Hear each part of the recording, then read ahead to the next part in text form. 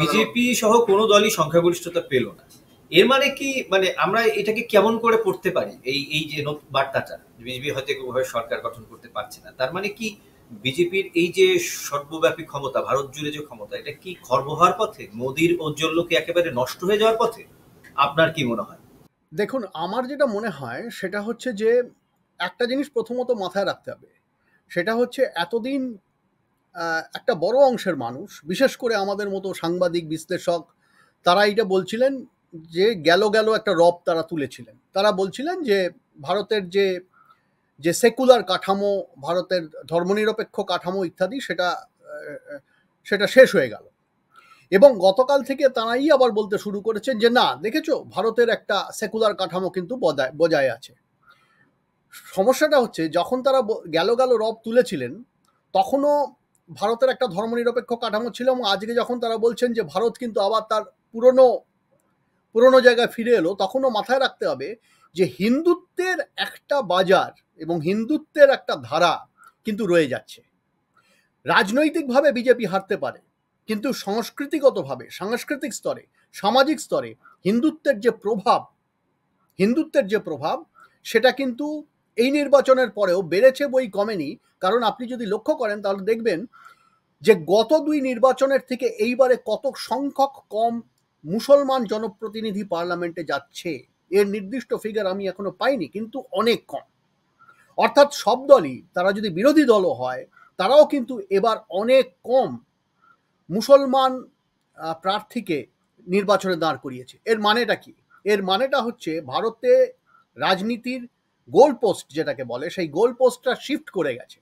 অর্থাৎ এক সময় সবাই ঢেলে মুসলমান প্রার্থী করতেন, এখন আর করছেন না। তারা কমিউনিস্ট পার্টি হন, তারা অন্য কোনো দল হন, তারা বিজেপি বিরোধী দল হন, তারা কিন্তু হচ্ছেন না। এর কারণটা কি? এর কারণটা হচ্ছে সাংস্কৃতিক স্তরে এবং সামাজিক স্তরে ভারতের আজ থেকে ৩০-৪০ বছর আগে বা ২০ বছর আগে যে ধর্মনিরপেক্ষ অবস্থান ছিল, যে সবাইকে আমরা টিকিট দেওয়ার ক্ষেত্রে, মনোনয়ন দেওয়ার ক্ষেত্রে কোনো পার্থক্য করব না, সেটা কিন্তু ধর্মের ভিত্তিতে হচ্ছে, এবং বিরোধী দলও করছে, কমিউনিস্টরাও করছেন। এটাই হচ্ছে মোদি ফ্যাক্টর, এটাই হচ্ছে হিন্দুত্ব ফ্যাক্টর। এটা কিন্তু ভারতের রাজনীতি থেকে যাচ্ছে না, এবং সম্ভবত আমার জীবদ্দশায়, আমি ধরে নিচ্ছি আমি আরও ২০ বছর বাঁচব, আমার জীবদ্দশায় এটা কিন্তু যাবে না। যেমনটা একসময়, আজকে সবাই প্রশান্ত কিশোরকে গালমন্দ করছেন, তার কারণ তার প্রেডিকশন মেলেনি, কিন্তু তিনি এই কথাটা বলেছেন যে বিজেপি হারুক বা জিতুক, আগামী, এটা অতীতে তিনি বলেছেন, আগামী ৩০-৪০ বছর তারা থাকবে, তাদের প্রভাব থাকবে, ফলে বিজেপি থাকবে, এবং নরেন্দ্র মোদীও থাকবেন। নরেন্দ্র মোদী থাকবেন তার কারণ এই যে গোল পোস্ট শিফটিং, এটা তিনি করাতে পেরেছেন ভারতের রাজনীতিতে। ফলে আজকে তিনি একটা জোট সরকার চালাতে চলেছেন, মানে এটা ভেবে নেওয়া ঠিক নয় যে যে তিনি পিছিয়ে গেলেন ভারতের রাজনীতিতে।